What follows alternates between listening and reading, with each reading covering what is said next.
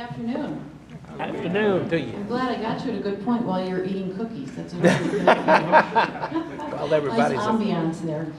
I also wanted to start by telling you that my title is actually wrong in the directory. It's not director, it's chief antagonist of Chief Human Family Research antagonist. Center, which certainly much better describes our interactions over the years with those who were not with us. What I want to talk about today is sort of some of the underlying philosophies, the whys of why we find ourselves where we are right now. I think the other speakers today have done an excellent job of sort of preparing the ground and understanding what we need to do, how we need to go forward. But we really can't design the best strategies unless we know why we're in this place right now. Right. Why is it that we're still fighting this battle over 40 years later? And I think that's an important thing to take a look at. A lot of it did start with feminism. I would be remiss if I didn't start with the first feminists in abortion, and I'm sure many of you have heard some of these quotes from our early foremothers who were fighting for the right to vote. Most of them saw abortion as something that was a symptom of a deeply disturbed culture. It wasn't that they were fighting to stop abortion. Keep in mind, abortion was illegal during the time that they were conducting this fight. But they all thought abortion was a heinous, horrible crime, but partly because it said something was sick in our society. That's why they were fighting it. And it's odd that we still find ourselves in the same spot today. Some of the quotes, and again, I know you've probably heard some of these already. Susan B. Anthony calling it child murder, and a most degrading and disgusting crime, which is what Elizabeth Cady Stanton said of it. Antenatal murder, Sarah Norton, and the ultimate exploitation of women, Alice Paul. Stanton also wrote in 1873, when we consider that women are treated as property, it's degrading for women to treat their children as property, to be disposed of as they see fit.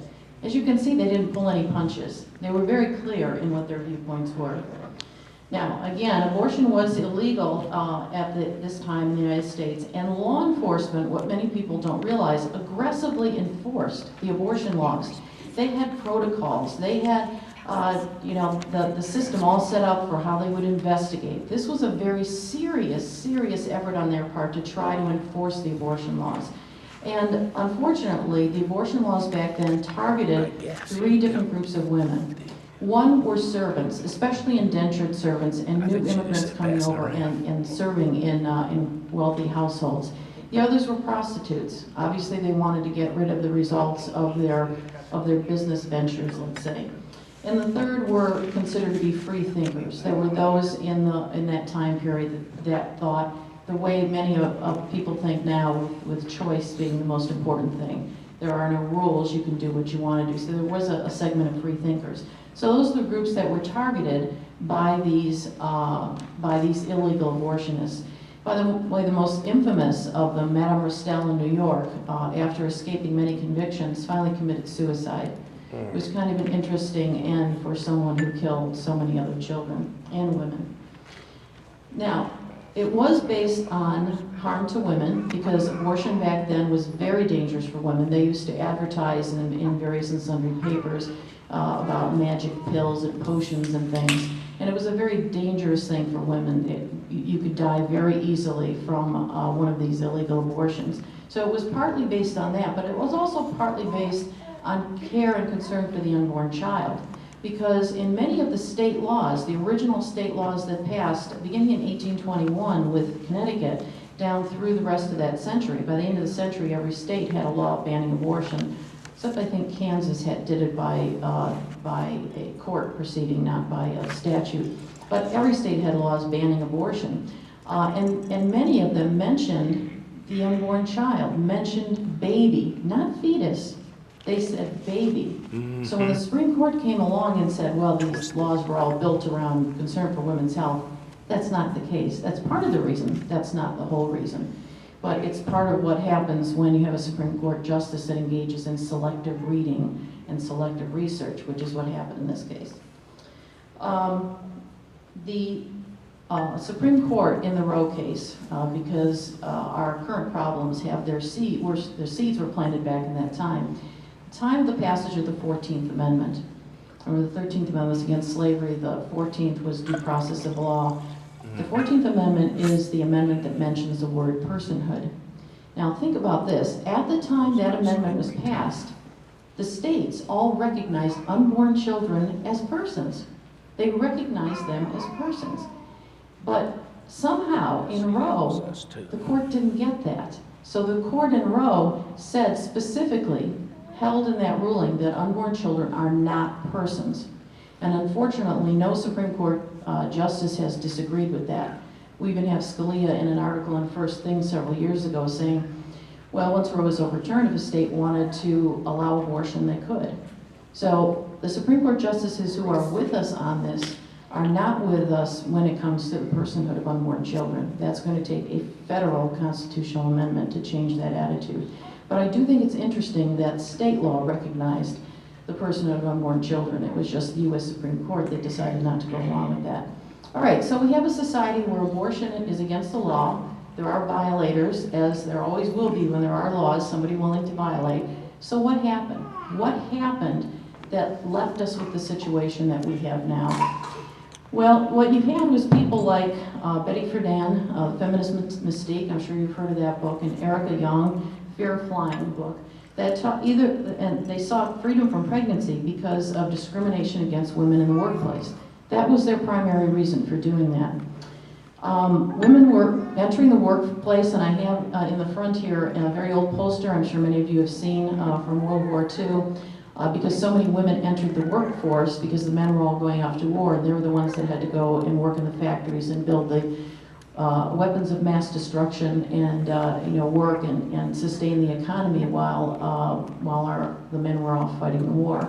So you did have more women enter into the workplace, but there was an interesting quirk that happened, and it is what Marianne Glendon has called a demographic dirty trick. Between 1944 and 1949, 21% more women were born than men, more girls than boys. So suddenly you have a community, you have a population, you have a culture that's built on men owning the property, men having the jobs, men doing all of these things, and women were cut out for that, and all of a sudden there were a lot of women who couldn't have that lifestyle. They couldn't have that lifestyle because they couldn't get married because there weren't enough men to get married to, which is a very interesting situation when you think about it. 21% fewer males than females. So all of a sudden, women were forced to, just for survival, for economic survival, go into the workplace. And it was a workplace that was not friendly to pregnancy or having small children. It was a workplace that was very unfriendly to that. It was, as we heard so often in the 50s and 60s, a man's world. Now, I want to take a little side trip here because I think it's very important to keep in mind that sometimes things happen in our culture that we can't predict. We have no idea they're going to happen, and they have a major effect on what happens next. Our job is to be prepared for those moments. And the two examples I would give you is one is the Berlin Wall. Many of you may remember that when the Berlin Wall came down, it was because a minor East German functionary declared the border open without any authorization. He declared it open. So all of a sudden, all of the activists for years were trying to get rid of the wall, rushed over there, and then it was too late for them to do anything about it. There's another interesting fact that, again, and this points to the unpredictability and why we have to stick with this movement and this fight, is what I call a Schnickelgruber effect. Most people don't realize that Adolf Hitler's father was born with the last name of Schnickelgruber. So it should have been Adolf Schnickelgruber. Now, can you imagine people saying Heil Schnickelgruber? No. So again, it was one of the little tricks that gets played. An opening that came on. Adolf's father was born outside of marriage, and his uncles eventually consented to allowing him to use the family name of Hitler. So Adolf was born Adolf Hitler. But, again, it was a minor, unpredictable thing that made a huge difference. And the same thing with this demographic effect and women. All of a sudden, women were confronted with a threat to their survival, and they had to do something about it. To be truly worthy of participating in the world, you have to become like a man at that time. And these are the years leading up to the overruling of Roe v. Wade. I actually had that experience myself in Columbus when I was practicing law in the mid-1980s, and I can still remember going to court on behalf of a client and going up to the window where you registered and being told, "Oh, it's okay, honey, you go sit down there until your lawyer comes." I had the blue suit, I had the white blouse, I looked official, but it didn't matter. I was a woman, I couldn't possibly be representing anyone. So there were, and there's a lot more examples than that, I'm sure some of you in the room have those, that instead, and unfortunately, for the feminist movement, instead of standing up and saying, fighting for what it truly means to be a woman, and fighting for that respect for pregnancy, respect for unborn children, and saying, you know what? We're doing you people a favor. Procreating the species is something that you need to have happen, economically, politically, every other way. That's what should have been done at that point, but instead what we did is, we became more like men. We wore the blue suits with the white blouses. Fortunately, we've gotten away from that. But, you know, in so many other ways, we started to act like men. We started to act like children didn't matter. Okay, I'm not going to tell anybody I have kids because then I won't get the job. In fact, as late as 1998, a guidebook issued by the Harvard Women's Law Association advised students, 1998, Harvard Law, this is years after Roe v. Wade, right? Act like a man and time your pregnancies appropriately. This is Harvard telling its women professors this. So it's not surprising that many women intent upon success did everything they can to eliminate pregnancies from their lives, sadly. And they felt very pressured to avoid or erase pregnancy. Lawrence Tribe, who is a very famous writer from the pro-abortion side, laws restricting abortion so dramatically shape the lives of women and only women that their denial of equality hardly needs elaboration. While men retain the right to sexual and reproductive autonomy, restrictions on abortion deny that autonomy to women. And that's very true.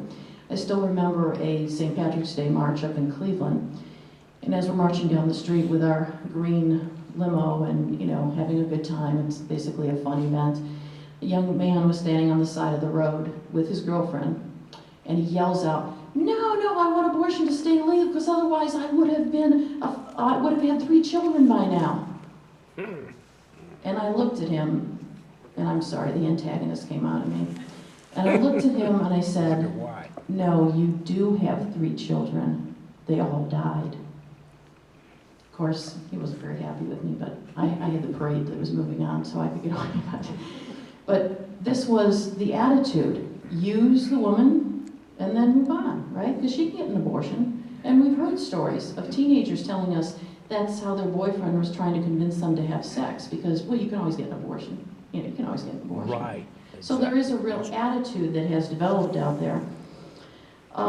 So that is definitely one of the problems. Now, for many women as well, they sought the same sexual freedom as men through the use of contraceptives. And if you've ever read Fear of Flying by Erica Young, it's sort of a double-edged. A lot of people don't get this second part of this. One was how great it was to have sexual freedom, but in the end, she talks about the loneliness that led to. For some reason, the feminist movement misses that other point, but that's in there as well. But that was taken as one of the Bibles of the feminist movement that led to Roe v. Wade. Unfortunately, the polls consistently show that men have supported legalized abortion more than women, which I think is very interesting given the pressures that women are under. At the same time, and again, I'm leading up to the overruling decision, at the same time, abortion did become medically safer, which is why the early efforts to try to change the abortion laws came from the medical community. It did not come initially from the feminist community. There was no organization. In fact, NARAL was founded by these 2 doctors, Bernard Nathanson and Lawrence Lader, and they tried in almost all of the states in order to eliminate the protections for unborn children. Now, interestingly enough, I've just finished this research with a friend of mine.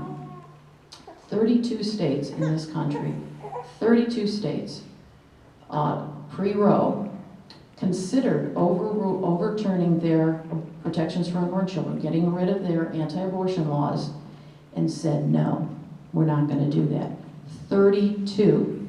That's a tremendous majority of the democratic system that we have in this country saying no to abortion. In fact, just before Roe, the New York legislature voted to repeal its abortion laws, voted to repeal the law that allowed abortion and that allowed so many people from the rest of the country to go to New York to get abortions.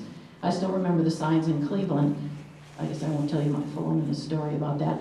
But there were signs in Cleveland saying, you know, go to New York for these abortions. But the New York legislature saw what abortion had wrought and said no. Now, Nelson Rockefeller was never going to sign that law, and then along came Roe. But consider that the vast majority of our country said no to abortion, which is why they turned to the courts. And it was not the medical community that turned to the courts. That's where the feminists came back in again. Both in the Roe and Doe case, they were fighting for individual women's rights. That was the motivation behind what they did. But they went to the courts, so it still ended up coming from the women's rights community, the ultimate victory that they had. The medical argument about safety for women was not going to work. They needed to fight for women's autonomy, which is the problem we still have today. Now, what we want to know is, how has the situation changed today? Do we have the same basic problems today that led to Roe v. Wade, which is the main thing that we have in mind? So I'm going to give you the good, the bad, and the ugly of our current situation. As we know, rather than liberating women, abortion liberated men from obligations to their partners and children, which is one of our previous speakers talked about the condition of marriage in our culture today. It allowed men to walk away from the situation. It did not liberate women, and it did not solve the problems that women face. Child abuse and feminization of poverty have escalated since the availability of abortion, and instead of shared responsibility, more of the burden of child rearing has shifted to women. By giving into abortion instead of working for social change that would facilitate combining children with career, we have relieved society of its obligation to accommodate the real needs of women.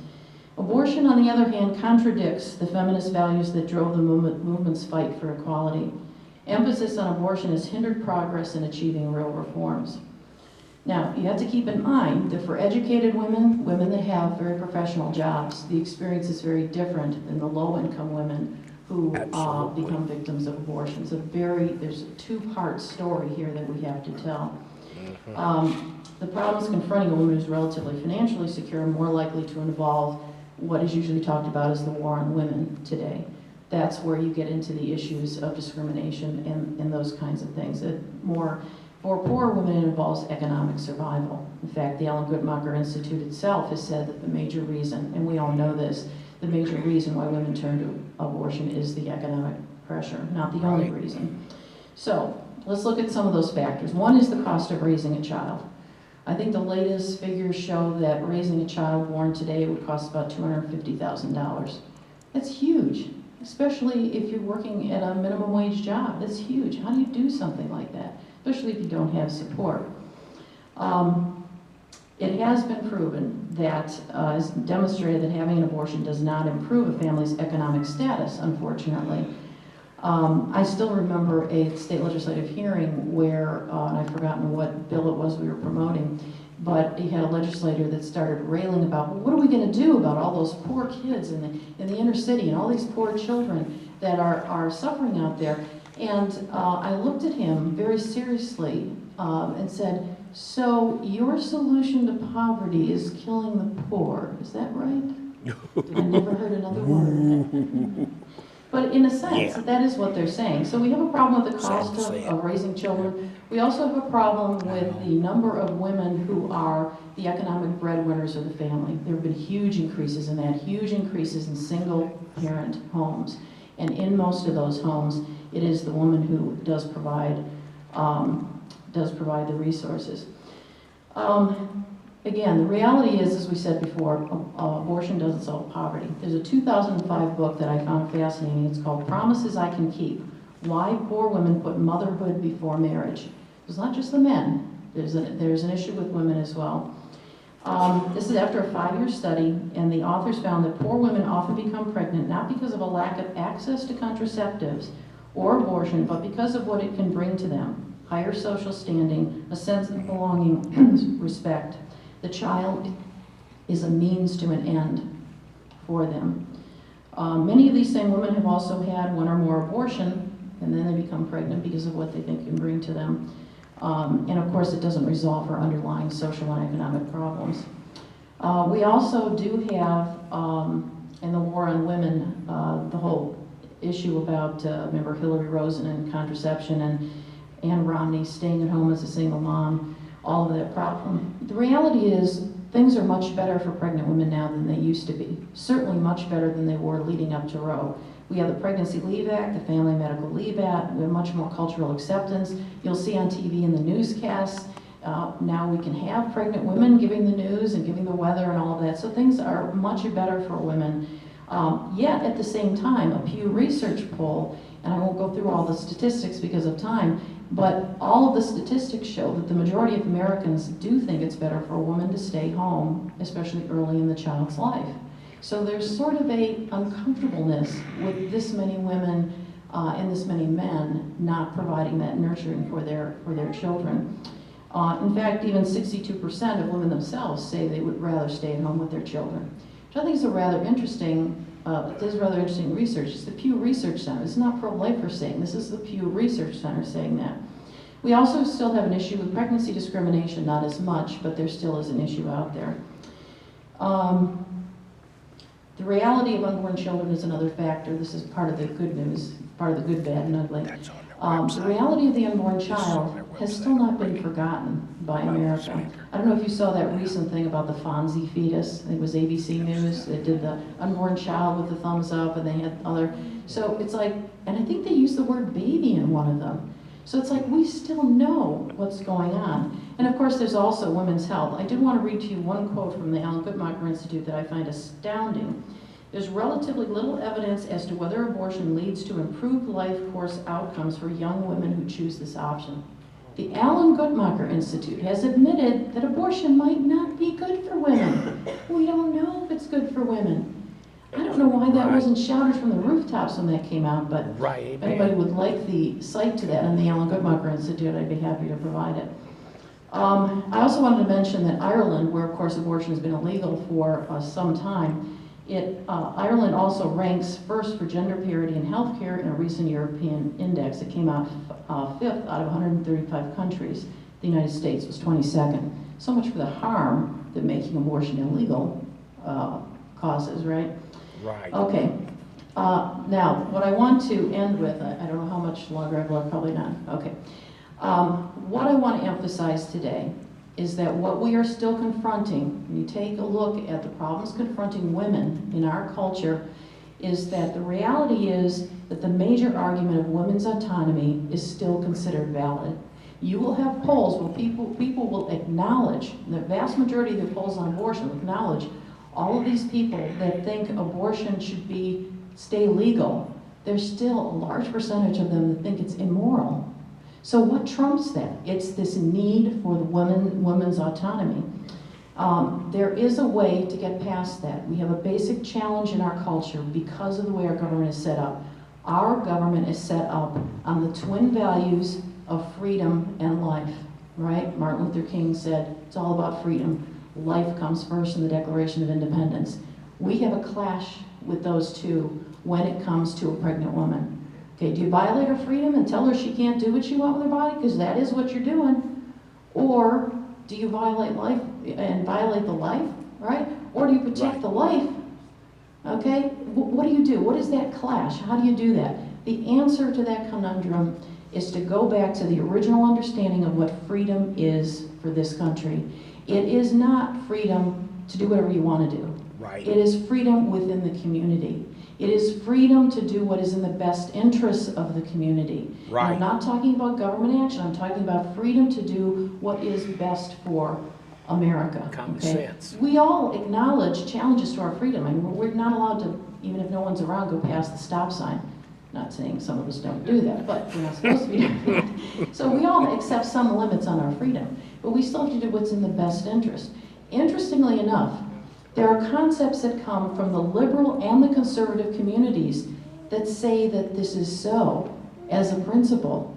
Obviously, we believe in the culture of life, right? Our belief is in the culture of life. Right.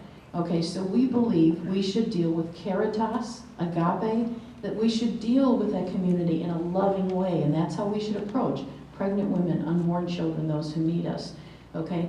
In the liberal community, there is something, Mario Cuomo coined this phrase, he's certainly not exactly a conservative icon, and he calls it primitive individualism. And I've seen several other liberal authors talk about this.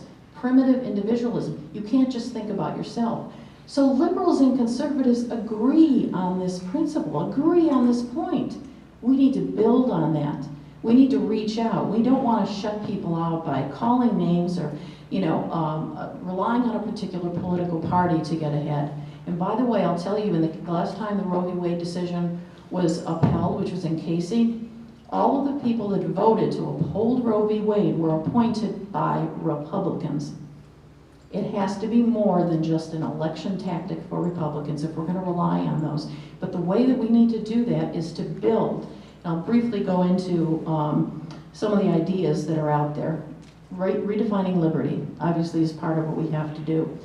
Finding a way to emphasize the moral significance of unborn children, as we had to do with women and with minorities, with blacks. We had to find a way to show that this is more than a human being. This is more than that. This is a being with human significance.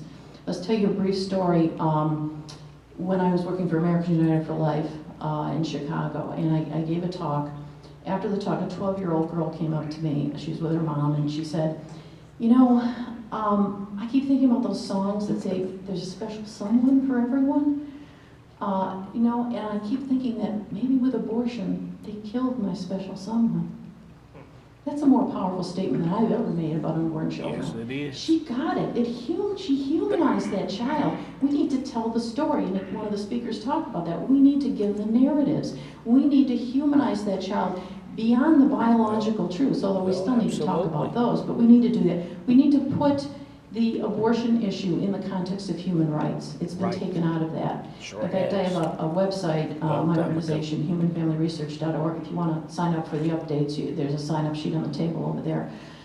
We need to put it back as a human rights issue. That's what it is. We've allowed them to paint us as the extremists. Well, in New York State, when they beat back the younger Cuomo, who's now the governor, his efforts, they did it by painting the opponents as the extremists. They were successful in doing that. They did that, which was absolutely fabulous.